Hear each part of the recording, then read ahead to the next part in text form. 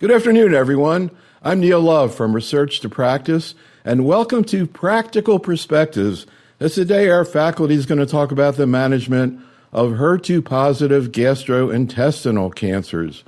We have a great faculty today, Dr. Tanios Bekaii-Saab from the Mayo Clinic in Phoenix, Arizona, and Dr. Kristen Ciombor from the Vanderbilt Ingram Cancer Center in Nashville, Tennessee. Today, we're here to talk about HER2-positive gastrointestinal cancers. As is the case in all of our programs, we will be talking about the use of unapproved agents and regimens. So check out the prescribing information for these products for more. As we've been doing a lot since the pandemic, today we're really going to make rounds with a bunch of general medical oncologists in a community-based setting.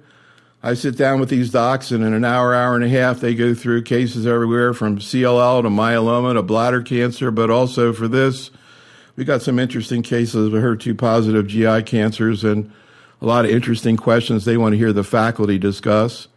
So we're going to try to present 7 cases here today, and we're going to mix in a few data reviews, but we're really here more to talk than to look at slides.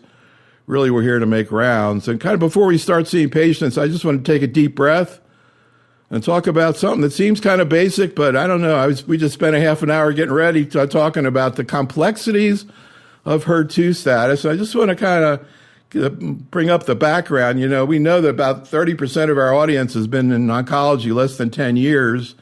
So when I think about anti-HER therapy, I think a lot about the ASCO meeting, which at that point was incidentally in Orlando, where they had the famous adjuvant trastuzumab session that Dr. George Sledge led. And to me, this is one of the main advances, not just in breast cancer, but oncology in general. And here today, so there, of course, we saw the adjuvant trials, NSABP, ECOG, and then later on the BCIRG with the non-anthracycline. I was fortunate enough to actually do a video with George Sledge, and the next morning at 6 a.m. he sat down with me and we talked about that, and then we were up and running. And now it's 20 years later, and you all just got back from the ESMO meeting, and we saw 2 presidential symposiums looking at anti-HER2 antibody-drug conjugate, TDXD, of course, in the localized disease setting, and so much to talk about there. But I just bring that up. Here are the 2 papers. We'll be talking about that in our ESMO session. I'd like to bring this up, though, Kristen, to just kind of get into the background of HER2 testing. I think particularly general oncologists, we're used to the breast paradigm. You get IHC. If it's 1 or 2 plus, you get reflex FISH testing.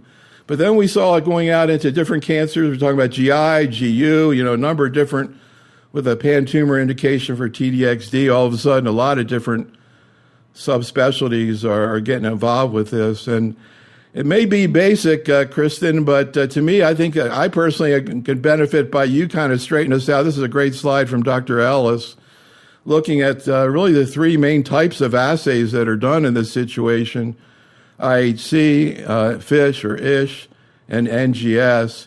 Can you talk a little bit about first of all, what you do when you have patients with GI cancers and you're looking for HER2, Kristen, and particularly how, ISH or NGS fits in? I think we'll talk about IHC as well, but a little bit of an overview of how you think about it.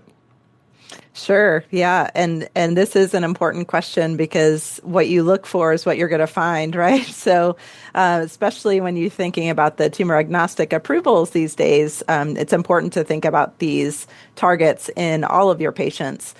So good news, we still have IHC and FISH, and that's often reflexively done depending on your pathology group.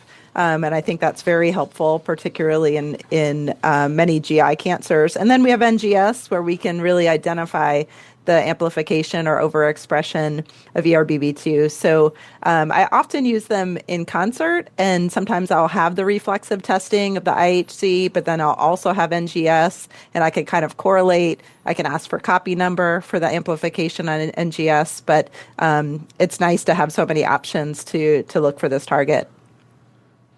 So, Tony, I'm curious what your thoughts are, and particularly what I think a lot of people confused about is what NGS is telling you versus FISH or ISH. Are they basically equivalent? And also, if you have a person who's 1 or 2 plus, but they're FISH or ISH positive or NGS overamplified, do you consider them HER2 positive? Will you use anti-HER therapy? Yeah, no, this is, where it gets confusing is depending on what agent we're looking at. Now, they do tend to track along. If you have amplification in tissue or in blood, you're likely going to have a 3+ or a 2+ FISH positive. Now, I still think that you need to have that IHC. So FISH amplification, it's 2 copy number plus. NGS amplification is 6 copy number and plus. That would be considered amplified. But you also need IHC, and you need IHC 2+, 3+, to track along to decide on some of the agents. So trastuzumab deruxtecan, for example, appears to have low to no activity, unlike what we've seen in breast cancer. In GI cancers, it has low to no activity in the 2+, regardless of whether it's FISH positive or even in some instances where it's amplified in tissue or blood by NGS. So you need both. So you can't rely on just one, although, again, 90% of the times they're going to track along. So, Kristen, another thing is interesting. I mean, I put myself in the position of the general oncologist. I hear the GI people say one thing, and I hear the breast people say something else. One of the most dramatic examples is repeating HER2 assays. So you guys, if they get first line, for example, gastroesophageal cancer, they get chemo, IO, and trastuzumab, you all will then retest for HER2, and if it's not still there, I mean, maybe I'm misrepresenting you, Kristen, but you tell me, you don't use anti-HER therapy. With breast cancer, once you're HER2 positive, you're HER2 positive from what I've been seeing. So what are your thoughts about that, Kristen? Yeah, I think it comes down to a lot of times, especially with gastroesophageal, the heterogeneity. So it also depends on tissue-based testing where you're testing. So that's where blood-based testing can help because you get a kind of more of an overall view. But yes, it can change, and it's important to know that your target is still there if you're continuing to use anti-HER therapy. Whereas that is not quite as important in other GI cancers like colorectal, from what we've seen so far. So we could spend a lot of time talking about all these things, but we're going to move on and try to make some rounds here and get into some cases. We're going to start out with a patient of Dr. Lorber, a 50-year-old woman, metastatic gallbladder cancer, who's currently getting first-line therapy with chemo, durvalumab, as most people are getting either a durvalumab or pembro. Here's the case. This is a 50-year-old woman. She is very healthy until diagnosis with gallbladder cancer. She had multiple intrahepatic metastases. She was started on gemcitabine, cisplatin, durvalumab. She also is notable for HER2 positivity. She was 3+. She's responding well. She's tolerating her therapy well, but inevitably she will progress at some point. And there are more than one option now for second-line biliary tract cancer. And I was wondering how one would weigh the pros and cons of zanidatamab versus trastuzumab deruxtecan. She'll probably at some point progress in the next year. She's done very well, so I'm optimistic she might do better than the average. She's also tolerating the therapy well. She's one where I'll probably continue not just the durvalumab, but the gemcitabine beyond the 6 months. So I think she'll do better than the average, but she's probably going to progress by next year. That's why I was anticipating second line. So, Tony, we'll take a look at the data in a second, but again, we're making rounds. You don't have any slides in front of you. I'm curious what you say to your fellows about this decision, and maybe just generally compare in your own clinical mind efficacy and tolerability of the two main choices here, which is zanidatamab and TDXD. So I think we're going to think about what do the two platforms do, because they're built on different platforms. One is bispecific, that's targeting essentially the biology, the activity of the receptor, and the other one is taking advantage of its presence, which is the ADC, so that's trastuzumab deruxtecan. In this case, I probably would start with zanidatamab, and the reasoning for this is, threefold, actually. One is that the response rate is high, and that's true for trastuzumab deruxtecan. But two, the durability of response is the highest reported, I think, with HER2 target therapies. It's for the 3+s, it can go north of close to a little bit more than a year, a little bit less than a year and a half. So right in the middle, somewhere there. So it's pretty prolonged durability of responses. The third also relates to toxicities. Trastuzumab deruxtecan tends to be quite toxic. In addition to chemotherapy-related toxicity, there's the risk of interstitial lung disease. Now, the good thing about trastuzumab deruxtecan is that it has been documented again and again and again that it actually has activity after failure of a functional agent, meaning like zanidatamab or tucatinib trastuzumab, two agents. And that's because it doesn't care about the resistance mechanism that form around inhibiting HER2. All what it cares about is that HER2 is still expressed, and it tacks to it and releases its warhead into the tumor. So I'd start with Zani and then follow up with trastuzumab deruxtecan. So I'm going to show you another case in a second, but I'm just kind of curious, Kristen, in terms of tolerability and quality of life on zanidatamab, what have you seen? What do we know from the data? Yeah, it's actually fairly tolerable. I mean, we do see some GI toxicity, but as Tony mentioned, the difference between that drug and an ADC, which is much more chemo-like, I think does, push it a little bit ahead of trastuzumab deruxtecan in that regard. So, yeah, I've heard about diarrhea. I think that was reported in the trial as well. And I kind of was wondering, you see diarrhea with pertuzumab in breast cancer also, and I don't know whether it's kind of hitting the same thing, et cetera. Anyhow, let's get to another case where we're talking about HER2 low. This is a patient who's got IHC at 2+, another gallbladder cancer, similar situation, slightly different, 67-year-old man. Here's Dr. Mulheron's questions about this case. I would be curious, in this case, extrapolating from what we're seeing in breast, this idea of HER2 ultra low, does that extend to other tumors? And the other thing is, I am taking one sample here from this one little section, and I'm assuming that represents HER2 everywhere. But as you know, that's not true. The tumor isn't one flat 2D surface. It's got little twists and turns and things like that. And we're only sampling one area. It's not exact. You can have a lot of inter-observer variability and disagreement, right? Like, how many brown dots are we catching here?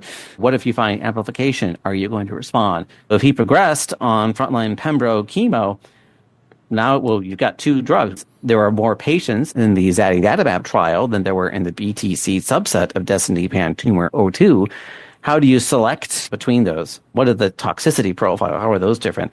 And then another related question, if you progress on Zani, could you use TDXD or vice versa?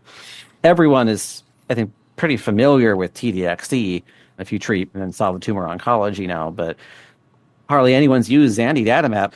I think many people are going to go with, in the community, are going to go with what's familiar. So if you want to use Zani, you have to give a reason for, okay, so you don't know ILD. You don't have to worry about the nausea. You don't need 4 and 5 drug regimens to prevent nausea. I mean, I think there is a toxicity reason to favor using this in this subset.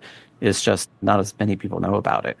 I saw a patient earlier today, doesn't have BTC, he has esophageal cancer yet, a HER2 mutation.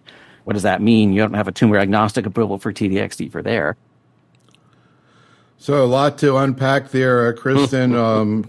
First, the issue of HER2 low. We always hear from people outside of breast it doesn't work. Sometimes I wonder if there's enough data to really say that.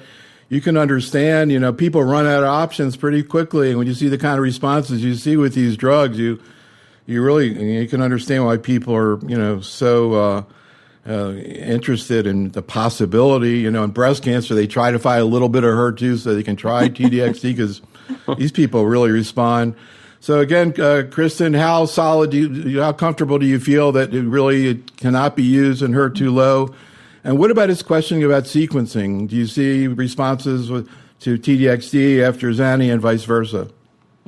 Yeah, this is an area where we probably envy the breast oncologists a little bit, in the sense that just a little bit of HER2, can get you a good distance. But in GI cancers, we really see that it matters how positive or how overexpressed the tumor is. So in most cases, I mean, there are instances in which you can use anti-HER2 therapy if they are, say, 2+ FISH positive. But really, we see the best responses and the highest response rates when the patients are IHC 3+. That's across the board. So, Tony, I always brag we have the best chat room in the business, and Dilip in the chat room just brings, I think I saw this at ESMO, HER2 degraders. I was mentioning we're doing a program on estrogen receptor degraders. I think I did see a HER2 degrader. And what about HER2 mutant disease? There was a TKI that was presented, I think, at ESMO. It looked pretty good. Hasn't been that great that I've seen. You have neratinib in breast cancer, TDXD. Of course, TDXD is used in HER2 mutant lung cancer. Tony, what about this HER2 degrader, the TKI, and HER2 mutant disease? So that's a lot, but let's break it down a little bit. So it's a memory test. See if you can remember all the questions I asked. So the HER2 degrader is more likely to work when you have a mutation. I mean, it makes the most sense because that's going to be its primary target. That's the same principle with most. So a number of TKIs are being built as degraders. There you have the RAS degraders, you have the MET degraders, others. So degraders really just tackle a mutation rather than amplification. So it wouldn't have a role in the amplified tumors. In terms of what is the role of mutations and have we targeted mutations in the diseases we treat, the EGI diseases. So first of all, in colorectal, it's rare to find a mutation if we want to talk about colorectal. And even if we find a mutation, it's usually a non-activating mutation. Most of the time when we find those mutations, that'd be after we target essentially an amplified HER2 with a TKI plus or zanidatamab as such, theoretically, at least I haven't seen that data, that mutations arise as one mechanism of resistance to these agents. You can find some mutations in gastroesophageal cancers and also few in cholangiocarcinoma. And the mutations actually occur regardless of site, meaning you see them in intrahepatic, extrahepatic, and gallbladders. Now, those mutations you can target actually, although we don't have any larger studies or approved agents, but if you find an activating mutation, as long as it's an activating mutation, and it will be listed as such on the report typically, or if you have a precision tumor board that can help with that, those actually would respond to tyrosine kinase inhibition, or theoretically also to those degraders that are being built, in some clinical trials. But they're rare and they're uncommon and almost not seen in colorectal. So let's talk a little bit about biliary tract cancer and HER2 positivity.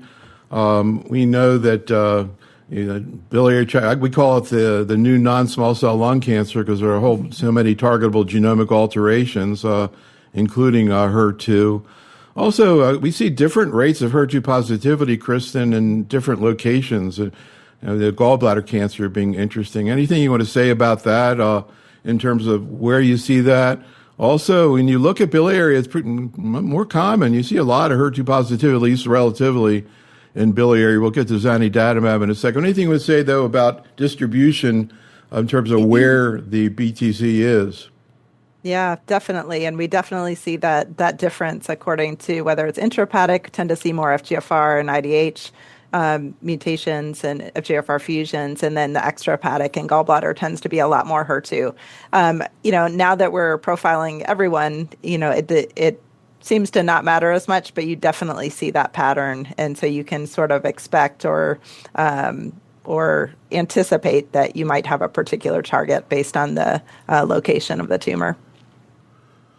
Kristen, I'm curious, when you get NGS, do you get it on diagnosis of metastatic disease? Do you get it even if they have localized disease? Do you wait? How many people also never get to second-line therapy?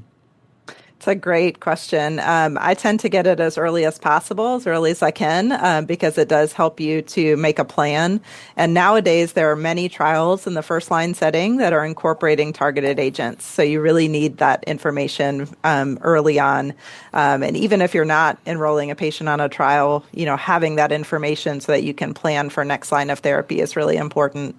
I generally see that most people, of course, I'm academic based, so I may see a biased population, but I do see that a lot of patients get to second line therapy. But with the impressive data we're seeing with chemo plus targeted therapy across the board with different targets, I think it's going to move up and up, and we're going to be using these agents earlier and earlier. So NGS early is very important. Yeah, I mean, for oncologists who are now looking at whether we use anti-HER therapy in localized disease, they don't like sitting back while they're getting first-line therapy and not being able to target it. And we'll talk about trials. I think being in a trial is very attractive if you're HER2-positive first-line therapy. So let's just talk. First of all, I want to talk a little bit about the zanidatamab because it's really a unique molecule in oncology. I don't know if there's other coming along the same kind of strategy, Tony, but what's your vision about how this works? Well, zanidatamab is a dual HER2 bispecific, so it hits targets that essentially are the targets for trastuzumab and pertuzumab. So that's probably why you see that diarrhea is, as you mentioned, with pertuzumab, you see that increased GI toxicity that may explain. Again, that hitting that dimerization complex, similar to pertuzumab, may explain some of the toxicities. It's a bispecific that doesn't cause CRS. It's very safe. It's administered primarily in outpatient capacity, which is important, to understand. So overall, it's a one of many of these new generation bispecifics that are relatively safer. There's something to be said about, co-targeting with the same antibody versus giving two antibodies, because, most of the activity, with these antibodies is typically co-localized on the receptor and a dimerization here, like for those that target TIGIT, say, and PD-1 or PD-1 and CTLA-4, again, they're hitting the same milieu. So overall, I think, this whole new generation of bispecifics will have an advantage over combining two antibodies. In terms of activity, I think you have an advantage, but in terms of safety, you also end up with a slight advantage. And the preclinical data actually does suggest that zanidatamab does better than trastuzumab and pertuzumab combined. So, Kristen, here's the phase 2b Horizon BTC-01 study, one-arm study that really got the drug approved, based on its efficacy and tolerability. Pretty good-looking waterfall plot and good response rate. Anything you want to say about the efficacy that was observed here?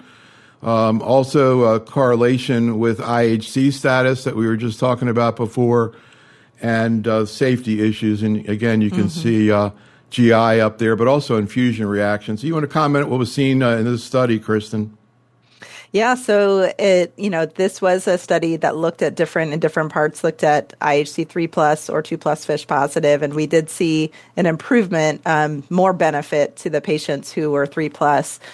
But what I thought was really nice, the response rates were just amazing, over 40%, and the duration of response was over a year, I think about 15 months. So that's incredible when you're thinking about second line or beyond therapy in biliary tract cancer.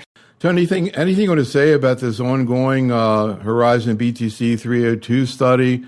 I think this would be a great study to put a patient on. You would think there's not going to be much added toxicity, and who knows what they're going to see in terms of efficacy. Also, just to bring up a couple papers from the ESMO meeting just finished this past week. Maybe we're going to see a pan-tumor approval of zanidatamab now being looked at in a tumor-agnostic study. That was a poster presented. And there are a bunch of data ongoing and some reported trials on multiple tumor types. Tony, any thoughts about where zanidatamab's heading and where do you think it might be landing in the next couple of years? I mean, so the agnostic pathway is a low-hanging fruit, and certainly will end up being an indication outside where they're having phase 3 studies, meaning for gastric and for biliary tract cancer. These will be depending mostly on the phase 3 studies for approvals in the first line. For colorectal, it's going to be a little bit tough, given that the target is less common. It's about 2 to 3% of all patients may express it. And then if you exclude the RAS mutated tumors, then you're probably a little bit less than 2%. And the fact that there is Mountaineer 3 right now that's ongoing with tucatinib and trastuzumab. And so that's probably going to, if positive, it will change the landscape and will make it difficult for zanidatamab to find its path over there. So I think colorectal, gastric, and perhaps a pan-tumor indication outside those two. And we're not going to talk a lot about TDXD. We do entire programs just on TDXD, but as we know, the pan-tumor O2 study included patients with biliary tract cancer and, very good response rates. We mentioned the issue with ILD and GI toxicity as well. Well, let's move on now. We're going to talk about HER2-positive colorectal cancer, where we also have an interesting story. We're going to start out with a couple of cases here. This is a 56-year-old man, a patient of Dr. Gandhi from the Florida Cancer Specialist, who actually gets both TDXD and capecitabine, tucatinib, and trastuzumab for HER2-positive rectal cancer. Here's the case and his questions. This case is very interesting to me. He's 56. He just could not tolerate FOLFIRI very well. So I had to stop it and put him on TDXD. He had a good response for almost 18 months. And then he progressed. So I gave capecitabine, tucatinib, and trastuzumab. He had no good response to second line on that. So I sent him to our DDU in Sarasota. And so they put him on bispecific, which worked for 7 months. And then he had progression. So now he came back. I put him on trifluridine and tipagrelor and bevacizumab regimen. And the question what came to is, should I retry HER2 regimen again? Is there any role that after a year and a half, 2, we can go back to even TDXD? Or is there any other regimen that can be used? Because this guy is young, his performance status is practically 0, and very active, no pulmonary toxicity from TDXD. Can we give bispecific antibodies HER2-directed like janatumab in this patient? I don't know the answer. Is there any data on that, Dr. Love? Have you heard about it? Well, no, but I'm going to ask our faculty here. And, this case is starting to sound a little bit like breast cancer, I don't know, turn it into a chronic disease, et cetera. Kristen, can you talk about this case, whether you get, it looks like he's given kind of the HER-Climb breast regimen where he added in capecitabine. I don't know if you do that as well, but how do you think through therapy and the metastatic situation that's HER2 positive, Kristen? Yeah, it's a great question. And asking the question about the capecitabine, trastuzumab, tucatinib, and colorectal, you don't need to do that as much. The only instance in which we would combine chemo and targeted therapy is in the first line setting on, say, the Mountaineer 03 trial, which is an important area of investigation. But, in the later lines of therapy, when you're using that regimen, you can use it without chemotherapy. So that's nice. It does get challenging when you've had disease progression on the sort of standard therapies, and we have several, including some old ones that we sometimes still give as well. So, but really, with how many agents are under investigation right now, I'd probably favor additional clinical trial options if that's a possibility for the patient. So, Tony, at the end of the cut there, he asked about zanidatamab. And when I went back and looked at it carefully, I realized that's probably what he got on the trial. He said he got treated on a trial with a bispecific. He probably got zanidatamab as part of a research trial. But anything you want to add to that in terms of how you manage HER2-positive metastatic colorectal cancer and whether you see a future there with zanidatamab? Yes, the answer is there's a future for zanidatamab and all others, and for sequencing as well, and rechallenge as well. I can tell you anecdotally, for multiple patients that had a really good response to tucatinib trastuzumab when they went on the first Mountaineer study, and they progressed after a year and a half. And I guide actually my decisions to go to the next HER2 target therapy by liquid biopsy. So the results of the liquid biopsy, if you can still see that amplification, I go to the next HER2 target therapy. In one patient particularly, very interesting patient, I've actually been treating her now for 6 years. With HER2 target therapies, I've gone through 2 of the same, and trastuzumab deruxtecan, meaning tucatinib trastuzumab twice, and then trastuzumab deruxtecan. And in between, it was interesting to see that the HER2 clones, disappear. And so I switch back to chemotherapy, then they reappear, and then I go back to a HER2 target therapy and get more mileage out of it. She's 6 years out.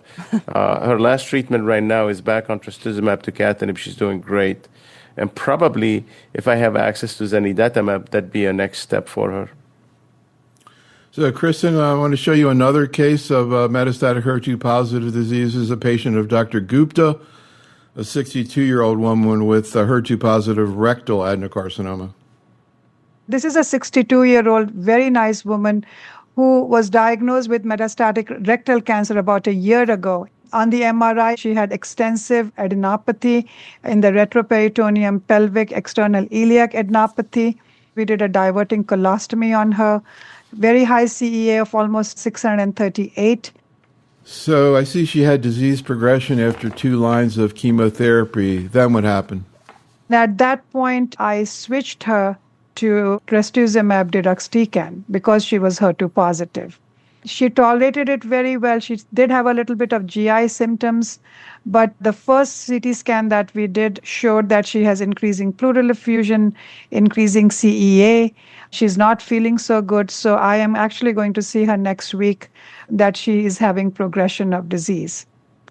So my question here is, this is 2+ on IHC and FISH positive. If they would say that, yes, we should go and do another anti-HER2 treatment, then tucatinib and trastuzumab would be my choice. Or otherwise, I would go to, chemotherapy and maybe bevacizumab or something like that. Another question that I would have is, would you treat her just based upon the NGS showing ERBB2 amplification positive, or do we really need to have a correlation with IHC and FISH testing? What is the concordance between ERB2 amplification on NGS and HER2 positivity on IHC? So we talked about that last thing in the introduction, but I left it in there because so many people asked me that question. Kristen, any thoughts about this patient and also her thought about using tucatinib trastuzumab in this situation and what might go beyond that? Yeah, it's a great question. And sounds like the disease burden is pretty high for this patient. So you really want to pick your next optimal therapy. It's a little bit tough. There is a lower response rate to trastuzumab tucatinib in the 2+ FISH positive patient, but the response rates are not 0. So I think if the patient is RAS wild type, that would be the other consideration in terms of if they're RAS mutant. I can't remember if she mentioned that or not, but you would not want to use trastuzumab tucatinib in the RAS mutant population. So that would be another key feature as well. Yeah, that's a great point that you brought up there. Tony, anything you want to say about sort of the data we have? I think people are pretty familiar with the Mountaineer phase 2 study, where we saw some really great efficacy and pretty good safety profile. Any thoughts about how this first-line trial is going to play out, Tony? Do you see us this maybe moving in that direction in the future? Yeah. Absolutely. I mean, again, I don't want to, use a crystal ball. It would be easier to actually, and cheaper probably for the drug company. But if I want to make a bet, I'd say this study is going to be positive. I'd be surprised if it's negative. Tucatinib and trastuzumab has done well. I mean, one of the questions that will probably come about from this trial is, do you really need the FOLFOX? Could you have gone away with just the tucatinib and trastuzumab? And there are good reasons to include a little bit of chemotherapy. Not sure you need FOLFOX, but capecitabine could have done well. And primarily because there are some clones that may be a little resistant or need a little bit of assist from a cytotoxic treatment. So I think it's going to be positive, but that's only a guess. And we'll see the results at the end. But it's certainly, if you look at the landscape of all biologics, that so far we've seen, not just in colorectal, but across all the diseases we treat, and outside even my area of specialty, the earlier you hit biology, the better you do overall. So if something is active, biologically active in later lines, its activity is further amplified as you go up the line. So tucatinib and trastuzumab, with a response rate close to 40% in refractory patients, you'd likely see that amplified, but at least 1.5 to 2 folds as you go up the line of therapy. So pretty optimistic. Yeah, so that concept of the earlier you hit the biology, I think, is a great one. And it is interesting, too. If you look there at the eligibility, they have to be RAS wild type to get in the trial, just sort of emphasizing what you were saying. We're seeing trials also of TDXD, obviously, in colorectal cancer. We won't go through the issue of interstitial lung disease, but we mentioned that already. Also, looking at zanidatamab as well in the first-line setting, with FOLFOX and bevacizumab. Kristen, anything you want to say about these data sets? And also, again, whether you see any of these strategies coming into the first-line setting. This is a poster from the ESMO meeting, I guess with some follow-up what they've seen using it in the first-line treatment setting. Anything you want to say about that, Kristen? Yeah, no, I think Tony said it very well. I think the sooner you hit biology, the better. We've certainly seen a great example of that was Breakwater and BRAF mutated colon cancer, and that's going to bear out with other targeted agents too. Where if you really have a good rationale to start early with chemo and targeted therapy, because it's not the same as doing them sequentially. You just don't get the same outcomes. So it's really important. Even though the toxicity is more by combining, we can get pretty good at managing toxicity, and especially if the disease is really responding with some of these really impressive response rates and durability, patients feel better once their disease is responding. And there again, in Breakwater, you see chemo hanging in there in first line as well as a targeted therapy. So another theme. All right, we're going to finish out talking about gastroesophageal cancer.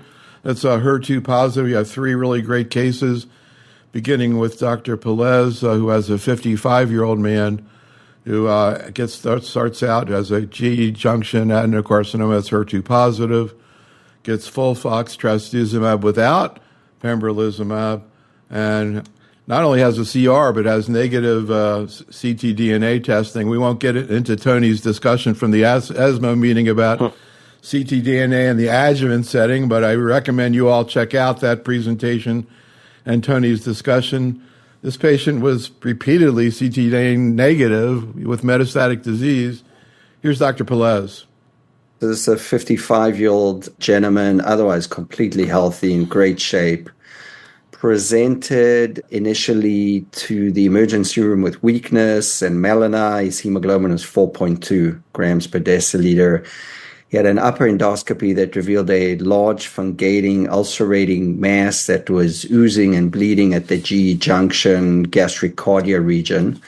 He also had left cervical, supraclavicular, paraesophageal, retrocrural, subdiaphragmatic, and retroperitoneal adenopathy and several metastatic liver lesions. So we started out with some palliative radiation to try and get his bleeding under control, and that was successful. I started him on FOLFOX and trastuzumab. He got 12 cycles of that. We started about 2 years ago, and he did eventually achieve a complete remission by imaging studies. We repeated the upper endoscopy. It was completely clear. And I even did a Signatera ctDNA test that was negative on more than one occasion. A month or two ago, we made the decision to give him a treatment break and take him off therapy and just monitor him and, wait for the next shoe to drop, so to speak. I guess my most pressing question is, would you agree with discontinuing therapy? Another question I would have here is, what about the ctDNA testing? Another question would be, should I have incorporated a checkpoint inhibitor in his initial therapy? His PD-L1 staining was 0%. If he does relapse, do I go back to FOLFOX trastuzumab again, or do I move on to a different anti-HER2 agent like TDXD? And then maybe the final question is, does anybody think this guy could potentially be cured of this and it's not coming back? So again, Tony, this is like a memory cognitive test for you. See how many of those questions you can. I have the script here. I'll also add that in the chat room, Shobha has a 70-year-old man. Sounds exactly similar. Great response. But PD-1 was 35%. So her patient got different. Pembro. And her question was, we already talked about, if the patient progresses, would you rebiopsy? I think you've already given the answer to that question. But Tony, see how many of those questions you can remember, and particularly this issue of would you have stopped therapy? Yeah. So let's start with a therapy. Then I'll comment about the PDL1 and then about the biopsy. But for a PDL1 0, so CPS score of less than 1, so the PDL1 negative.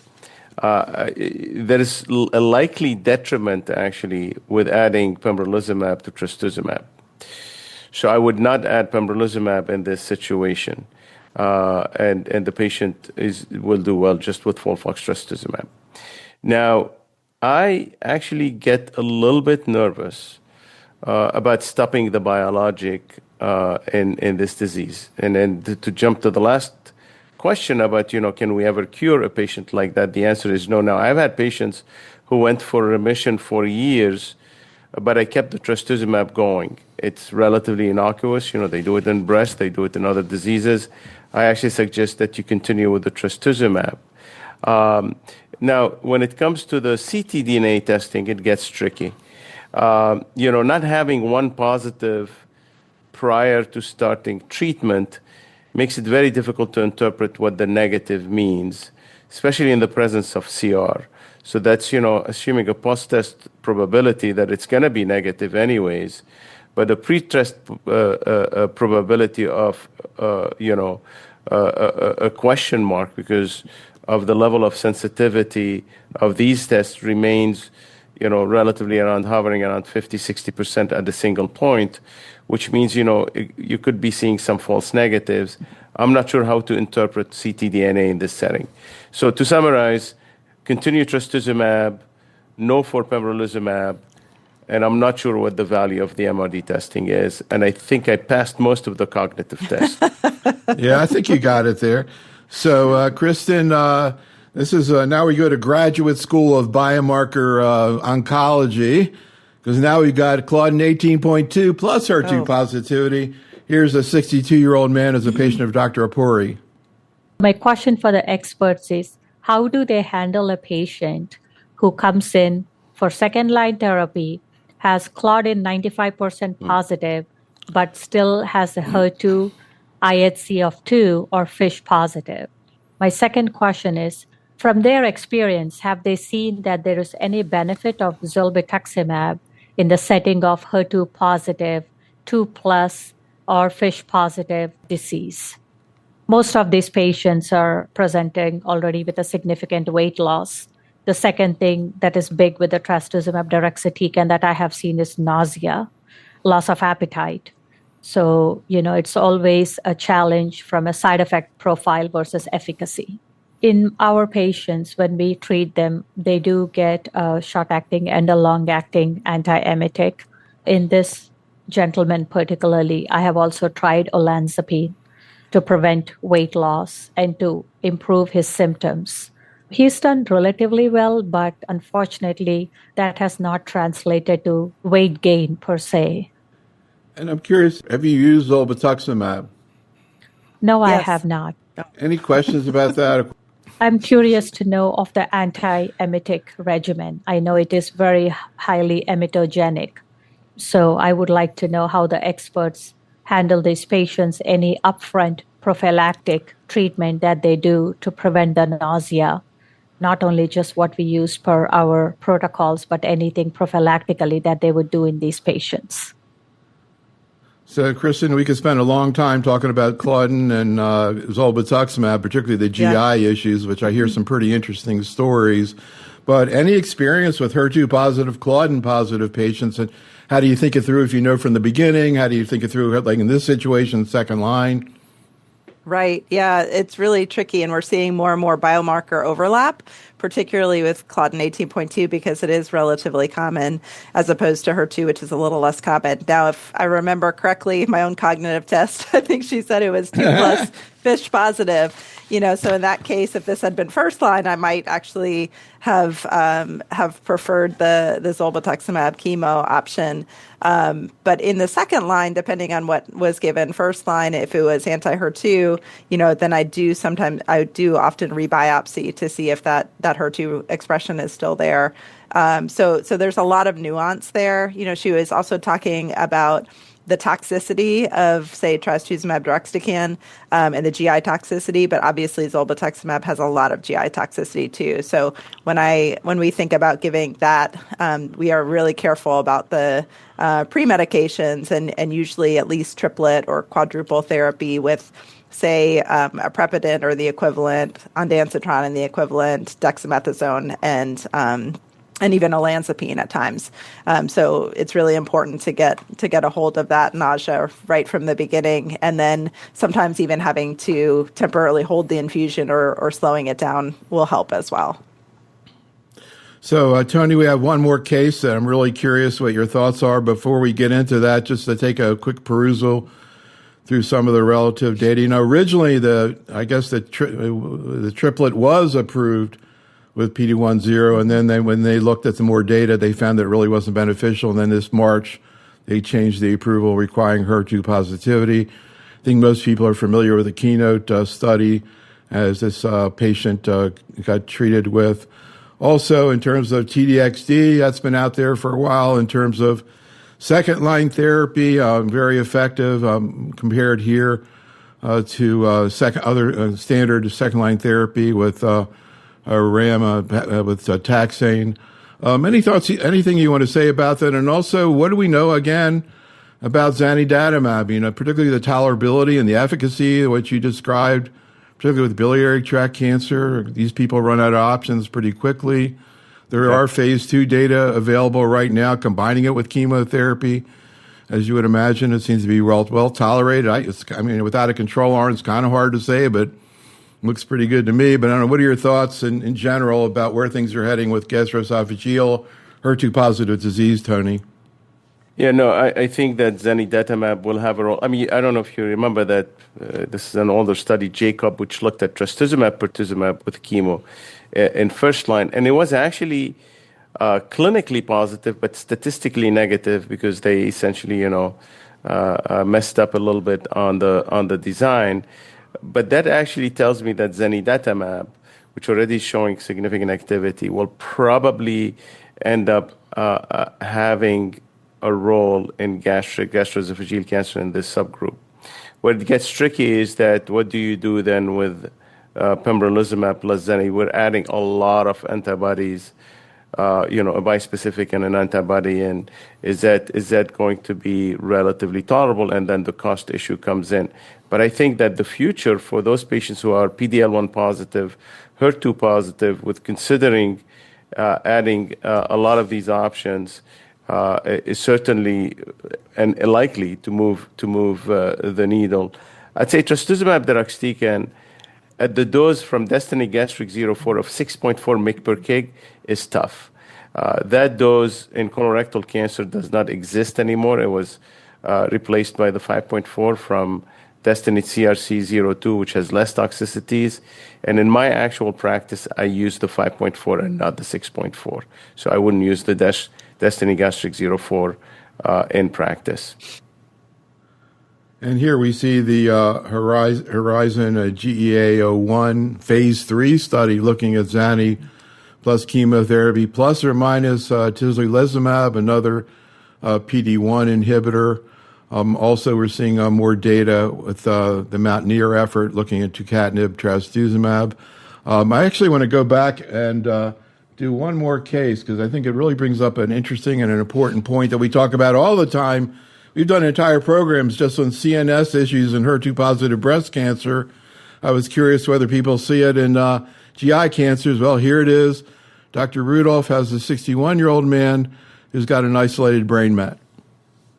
His only site of metastases is in the brain. My choice was to give TDXD to this gentleman, hoping that'll prevent another brain metastases and perhaps also prevent a systemic metastatic disease.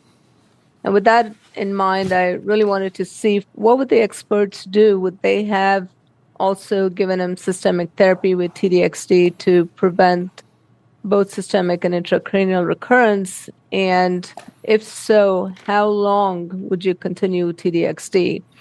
And that's something I run into him periodically because he's had a rough time with TDXD. I have needed to cut down the doses to the lowest possible dose. I bring him in for hydration, antiemetics intravenously into the office several times a week, especially the week after treatment.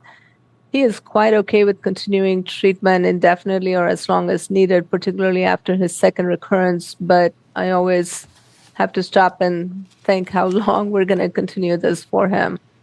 I would love to give him tucatinib if possible. I would love to know if there is any data or even trials looking at tucatinib for gastroesophageal cancers. In my experience, it has been an easier treatment to tolerate, certainly in breast cancer, and there's definitely literature in breast cancer where it decreases or prevents new brain metastases. Any other questions for the faculty? I have always wondered in patients with esophageal cancer why we're not using trastuzumab in the neoadjuvant setting, because HER2 is the driver for these HER2-positive cancers across the board, or if there are trials that are ongoing and if there's promising data. And again, Kristen, in a situation you see a lot in breast cancer, HER2-positive, not just brain mets, but brain mets without systemic mets. She had the brain met resected, SBRT to the bed of the brain met, and now is NED. So she's using sort of pseudo-adjuvant TDXD, which I'm curious whether you think you would do, and also how often you see brain mets in HER2-positive GI cancers. So we're actually seeing brain mets, they are more frequent in HER2-positive disease. So I've actually started to get baseline MRIs of the brain, at presentation, because you actually see it more than, it's not just BRAF anymore. So I think that's an important point. And I haven't had just, only brain met disease. I'm usually giving systemic, but, if that's really the only area of disease, then one can make a case of not doing systemic therapy. And then the question is, which systemic therapy has better intracranial activity? Is it tucatinib? Is it trastuzumab? Tucatinib, I think, is a little bit better. I'd be interested in Tony's thoughts because he was shaking his head. Yeah, I totally agree. I think if you can get away with tucatinib, that would make the most sense because it has the highest documented, brain penetration and activity, in breast cancer, indeed, and at least in preclinical models. So I would actually favor tucatinib plus trastuzumab. I worry about trastuzumab deruxtecan. It's a very bulky antibody drug conjugate and may not actually have good penetration through the blood-brain barrier. Lastly is, I've seen some of these patients, and I haven't treated them unless they recurred. The pseudoadjuvant or the adjuvant treatment does not really improve outcome overall. May delay a little bit progression, but does not improve overall outcome. So I would only treat on recurrence. So, Tony, the chat room's reacting to your statement because recently I heard somebody, I think it was at the Florida Cancer Specialist meeting we did last week, that, quote, the blood-brain barrier doesn't exist. But anyhow, in breast cancer, initially everybody's all excited about tucatinib because of the brain issue. Now, usually the first anti-HER therapy you get if you have brain mets and breast cancer is TDXD, because indirectly it looks like the response, even though it's a big molecule, they actually have greater response rates. Tony, a final issue, and again, oncologists bring this up all the time. Every day they're giving neoadjuvant anti-HER therapy. We saw neoadjuvant TDXD at ESMO. Why aren't we giving it in GI cancers, particularly gastroesophageal? So just very, very quickly, I'll get to that. In the presence of extensive brain metastases and leptomeningeal, there is no blood-brain barrier, and you can use trastuzumab deruxtecan. With an isolated brain mets, I'm not so sure. Now, to the point of why we're not using neoadjuvant trastuzumab or trastuzumab deruxtecan, there is the first study that looked at trastuzumab adjuvant. It was RTOG 1010, which was negative. There's also a study from Europe with FLOT plus trastuzumab that also unfortunately was negative, not positive, negative. So all the work that has been done so far with trastuzumab, at least, has been negative in the perioperative setting, which is unlike what we've seen in breast cancer, and that's why we don't use it in the adjuvant setting in gastric. Now, it may make sense to move it to the neoadjuvant setting in patients where you don't think you can take those patients to surgery. So I'd say locally advanced, concern about resectability, perhaps, and studies are being done. There's still a European study that's underway with that. But today, as standard of care in clinical practice, there's no data to suggest that we can do that. So I certainly would love to see some neoadjuvant TDXD or zanidatamab, but just in that situation, locally advanced gastroesophageal cancer. Thank you so much, Tony and Kristen, for joining us today. Audience, thank you for attending. I particularly want to thank the docs who presented cases. We're so grateful to them. They might try something a little bit different, and they'll put it out there just for you guys to comment on, and it's just really so helpful to have them participating. Audience, thank you for attending. Be safe, stay well, and have a great night. Thanks so much, Kristen. Thanks, Tony. Have a good one. Thanks. Thank you.